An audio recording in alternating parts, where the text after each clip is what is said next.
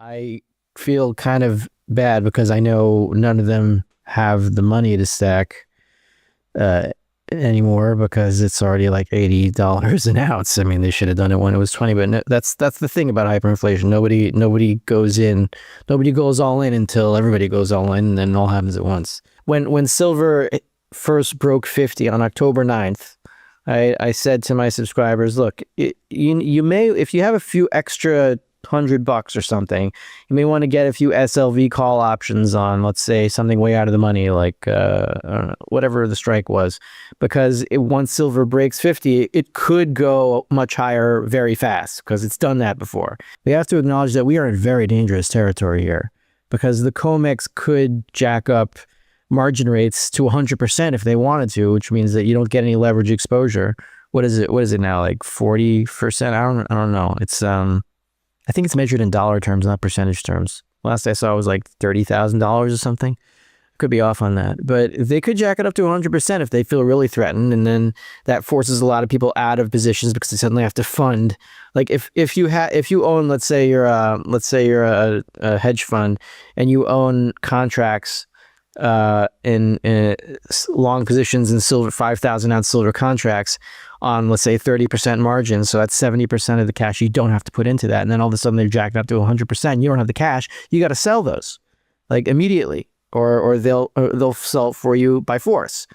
This is all technical stuff. I mean, there's nothing to do with the inherent value of silver or anything like that.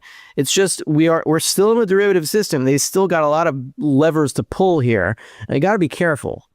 So if you're a stacker, keep stacking. Or if you have enough, stop. But I wouldn't sell here because anything could happen here. Anything.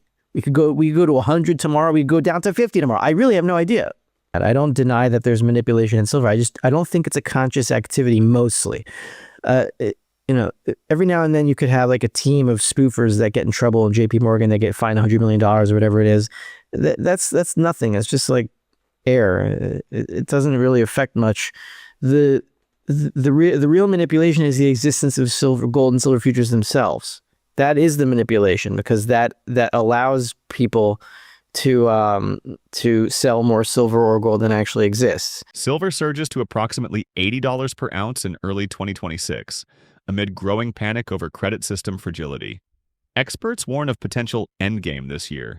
One final crisis, silent bailout, could trigger massive printing, debasing currencies. Paper markets, futures, ETFs, vulnerable to manipulation via margin settlements. Physical stacking is insurance, not investment. For a money commodity like silver, when you have dollars on one side and silver on the other side, you have, if you're talking about industrial silver, then yeah, on that equation, the dollar is more liquid than the silver. But if silver keeps going up and up and up and up, the moneyness of silver starts creeping into people's consciousness, and the money in that equation becomes the silver. So that becomes the opposite of a consumable commodity. The higher the price goes, the more people want it instead of the less people want it. And that creates a very dangerous potential for a positive feedback loop, which will spell the end of all futures markets very quickly. It could lock up the entire futures market, and that's when the COMEX would have to act, not out of any malice or anything towards silver stackers, but for their own survival, which is exactly what the LME did when nickel exploded. They reversed trades because they had to. So be careful. The only way to divest from the credit system is gold and silver, because what happens when credit collapses is that credit is only in our minds. That the credit is the invention. Money is not an invention. Money is a natural thing. That's all it is. And the fact that we are exchanging in economic beings, that we trade with each other rather than strictly fight with each other. Of course, we fight with each other. We do that all the time. But we have the ability, unlike any other animal, to trade with each other, and we do that with liquidity. But then he was like really alarmfully worried that if he makes the silver order now and at a company that imports silver here in a lot, that they wouldn't go through because China's about to shut down or something like that, or they're going to shut down exports, and he was really worried about getting a supply. So I was like, look, just make an order, relax, you can do it. You'll probably get it. If you don't get it, they'll give you your shekels back. Just a lot of nervousness and people looking at me a little bit differently. Usually it's like, oh, I'm intelligent, but I talk about gold and silver and I'm wasting my time with these little trinkets. But now it's like they're looking at me and they're less laughing. I still expect a huge sell-off in everything, including gold and silver, but it would last maybe a few days or maybe even just a few hours. I don't even know. And then the Fed to print like something like $10 trillion overnight, and that should be the end. After that, it should be the end game, and I don't know, a few days to weeks after that. Silver's monetary role shines in crises. No counterparty risk. Industrial demand plus shorts set stage for volatility. Outlook. Possible short-term dip on crisis sell-off, then explosive upside. Own physical now. It's divesting from failing fiat into real money. I care about it a little bit because I do have a very limited amount of options. I mean, look, I run a newsletter. I can't just constantly talk about monetary philosophy. It doesn't change. So I do have to trade a little bit just to keep people interested on that level. But I don't, it's like a cherry on top. I wouldn't even say the whipped cream. It's less than that, right? You can't invest in gold and silver. You can only divest your credit, go back into money. Right. The only way to get out of credit is to go into money. There's nothing below. The simplest form of credit is the U.S. dollar, because all other credit is based on the U.S. dollar. The only way to get out of the U.S. dollar is to go underneath it, and that is gold and silver. So it's a divestment. When you have currency, a currency is just a liability note, a liability that's a ticket for pro rata everything that's on whatever central bank of whatever balance sheet of whatever central bank issues that currency.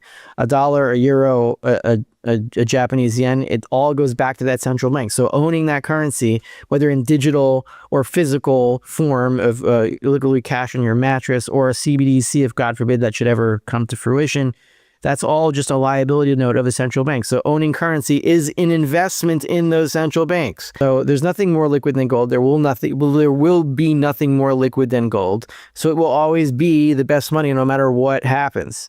We're not going to escape being economic beings. And if you're going to tell me, oh, AI is going to take over, well, I have some good news that AI is also a function of the bubble. Right, a lot of it hurts productivity, doesn't help it. I noticed, I see that even with a situation that my son was in just yesterday, taking some kind of test for a program, and it was all operated and translated by AI, and there were so many bugs in it that he couldn't do the test because this happened to a lot of kids, because the system wasn't working and the AI was being stupid. So a lot of kids lost about 20 minutes of testing time, and they didn't get it back because the people that were administering it, they just wanted to go home. So it just messed up the whole thing. This is going to happen a lot. So AI is just it's a function of the bubble, and it will go away with everything else, because there's a lot of silver that goes into all these chips that run AI, gold and silver and other metals, and people will need that when credit goes away, and they'll be hacking away at the machines so that they can have some actual liquidity, and we'll be in a different space. And the exchanges justify that by saying, well, it doesn't matter if they have the silver. If they have the dollar equivalent of the silver contract in their account, then they can settle that in the dollar equivalent of the silver. If they have the silver, great. If they don't, at least we require them to have, if they're shorting a contract. Because I had to sell a contract once, right? But to cover my long, I had to go the other side. So they require the full dollar amount of that contract, even if you have the silver in your account, even if you have the warrant, right? You still have to sell a contract short to deliver the warrant to somebody. So technically I had to short silver once, and I know what's involved to do it. The reason that it looks like manipulation is that any other futures market, let's say oil or wheat or whatever, right? Those are consumed, and higher prices for wheat, they encourage people to consume less because they want to save money. I don't see how it can keep going. I mean, I'm looking at international developments, Venezuela, the Trump administration I'm not for or against it. I'm just saying like kidnapping the head of a state is that's a very extreme act. And we have hyperinflation in Iran. Suddenly, the real is what they call it. The real collapsed, and now there's revolution in Iran, which I'm happy about, but other people aren't. So I mean, I don't think it's a coincidence that Maduro is kidnapped and Iran is under a hyperinflation revolution at the same time. I mean, they're part of an axis, and the U.S. is also part of a group, and both are disintegrating at the same time. There's too much happening in the world right now for me to say that this is going to last beyond 2026. Also, some major protests that are breaking out here. The ultra orthodox. There was a huge event yesterday. It's very rare in Israel. There was a huge protest in one of the ultra orthodox neighborhoods in Mea Shearim in Jerusalem, and an Arab bus driver ran over and killed one of the protesters.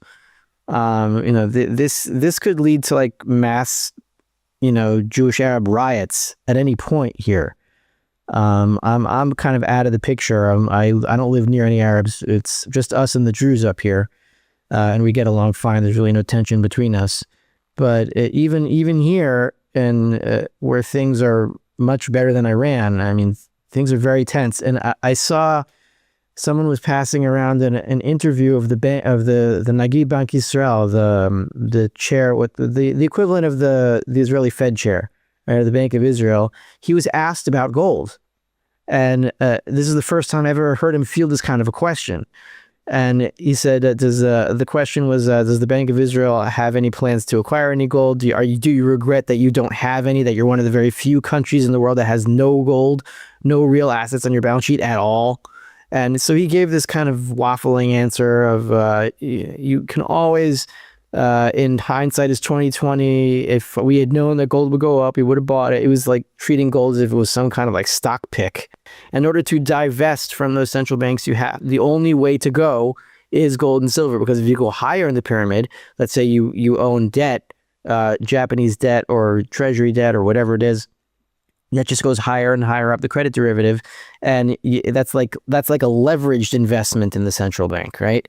So, for example, if you're gonna own gold, fine, you own gold. If you're gonna own a gold derivative, maybe you'll own GLD, which is less safe, and it's not gonna do you much good if everything goes down.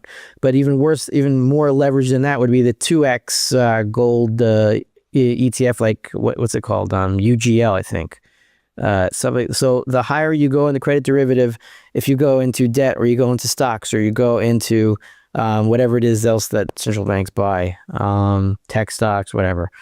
I think they even buy options now. So that's all an investment in the central bank. So we did that, and it made a lot of money. And I already sold out of most of that position. I still have like just a handful left. So I care, but I'm not like stressing over it. I made some nice profit, and that's all. But if you're gonna go all in on derivatives and make a bet on how fast silver's gonna get to some target within a certain short time period, because you have $50,000 of debt to pay off and you're relying on that, it's a bad situation, because that's what the silver short sellers are looking for. Money is just the most liquid commodity that exists. There's nothing else to it. We're overthinking it by saying that it's anything else than that. It's a thing that changes its price relative to every other thing the least. And that's why people hold. That's why it's a store of value, though value isn't a thing that can be stored. It's not. You can't put it anywhere. It doesn't like live in the atoms of a gold bar. Right? It's a subjective thing, but the material of the gold itself has people subjectively thinking what its value is changing the least relative to everything else, because the most people want to buy and the most people want to sell at the same time.